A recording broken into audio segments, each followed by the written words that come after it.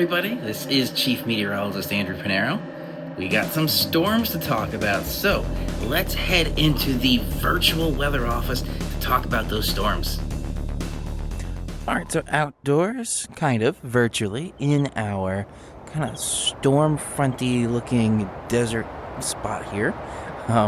Let's take a look from the National Weather Service. I'm just focusing at the moment on the New York City area, just because there's a couple of things here. We have a hazardous weather outlook, high wind warning. If we do go just a little bit north there, that's where we start to see flash flood warnings, flash flood watch. There's a whole bunch of different types of advisories kind of with this, but this system right now that's making its way through the eastern seaboard isn't giving too much in the northeast right now. There is some if we go a little bit more south, severe thunderstorm warnings. There were tornado warnings with the system more south on the east coast, but that seems to be dissipating at the moment. But we'll take a look at that. So, from the National Weather Service, in our area, again, there's not really too much going on right now. When we take a look at the Storm Prediction Center, there's still, looks like, that one just expired, and a new tornado watch just went up right now. And marginals and slight risk, all right in there. So that is what's maybe causing a little bit of concern. Before, we weren't even in any kind of marginal risk going into New York City, but it's just barely scraping the New Jersey area, so that I would consider now us in the marginal risk area.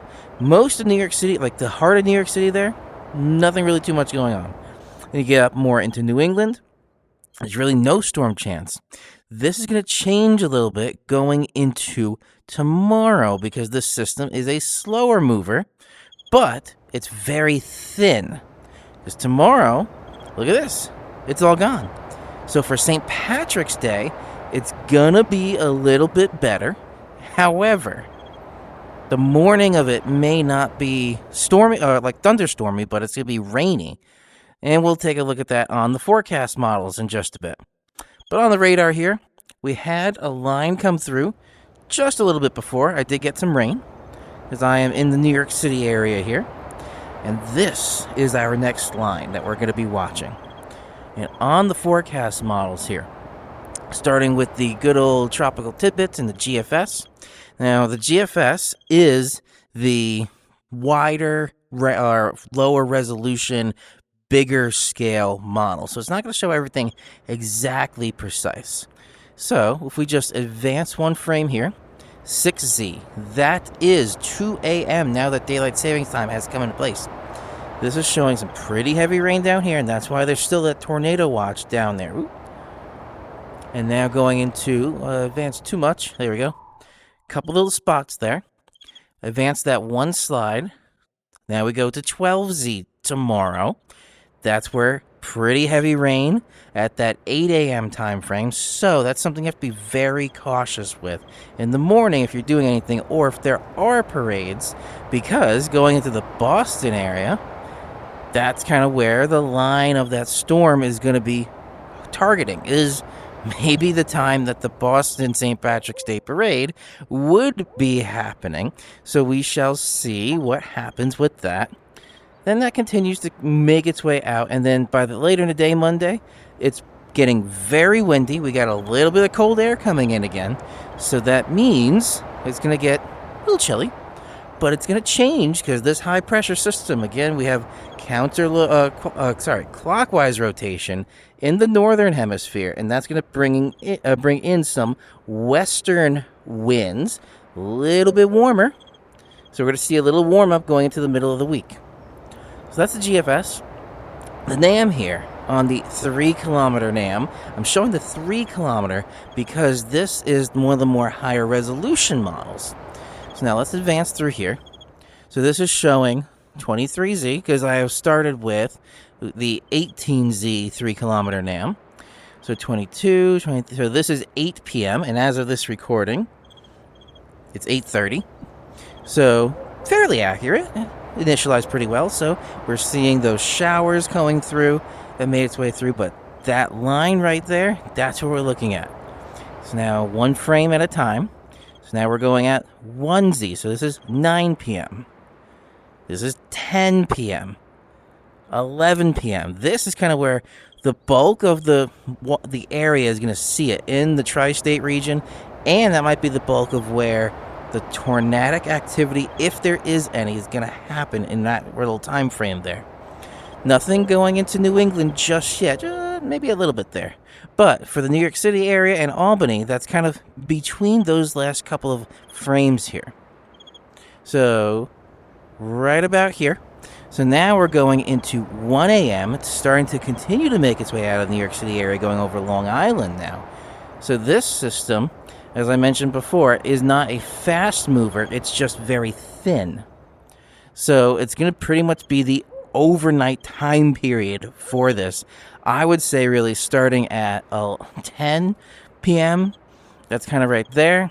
That's where we're going to really see this come into our area.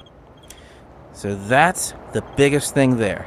And then this really makes its way out. So we're going into, let's go up to 12Z tomorrow. So that's 8 a.m. So for the New York City St. Patrick's Day parade, it may be okay.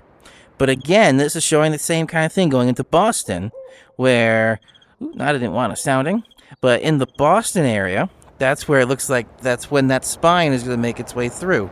So any St. Patrick's Day parades may not happen during the day tomorrow for Boston, the true Irish city. So that's the 3-kilometer NAM. And that's really it I wanted to show you with the forecast models, just to get an overall sense here that this is going to be a slow-moving system.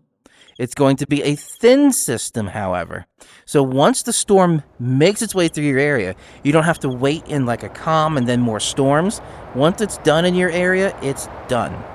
And the last thing I just wanted to show you here was with the temperatures.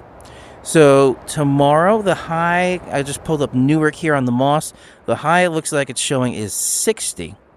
But then it's going to drop quite a bit because the overnight low is going down into the 30s and then going from the 30s to the 60s again for the high. Then it's going to go into the 40s. So the overnight low is going to be dropping a little bit more than normal for Monday night because that cold wind coming in. But then it starts to bounce back up a little bit more on Tuesday and Wednesday, and it starts to stabilize there. Let's go a little bit more north, pull up Albany. So here's Albany. So the high looks like for tomorrow is in the, very stable temperature there. So low 50s. Overnight low gets down to just about the freezing point, 1 degree below it's showing there. Bounce, so from the freezing point to 60, back down to the 30s, into the 60s. And that's kind of the temperature flow we're going to see throughout the week ahead. So overall, for tonight, just taking a look at everything, be prepared for storms, be prepared for power outage, be prepared for a rough morning commute if you may need more time just because you might have downed trees to deal with. So definitely give yourself more time in the morning commute with this. In the New York City area, then once you get more east into New England, the Boston situation I was telling you, that's where we're going to see that line go through between, say, 11 a.m. and 2 p.m. So that's where your heart of the storm is going to be. So again, be prepared with all of your emergency radios. BetterSafeRadio.com, check out below. And all of your other emergency supplies that I have in my How to Prepare for a Storm series. All right, so that's a wrap for this. So again, overall, the storms are going to be very brief in a specific area, but it's going to be a slow-moving storm. The good news is that, again, what that means is once the storm makes its way through, you're done. So it's going to start tonight. It already has begun in a lot of areas, and it's going to keep going through until the afternoon tomorrow, going through Boston. So St. Patrick's Day parades tomorrow may or may not have an issue, depending on exactly where and the timing of that storm. Get prepared. Make sure you have your emergency weather radios and all of your emergency supplies in case you lose power or trees go down. And if you are commuting in the morning, again, make sure you give yourself a little bit more time because you don't know what the roads are going to be like. So this is Chief Meteorologist Andrew Panera. I hope you enjoyed the video. Please stay safe through the night, and I will see you all in the next video.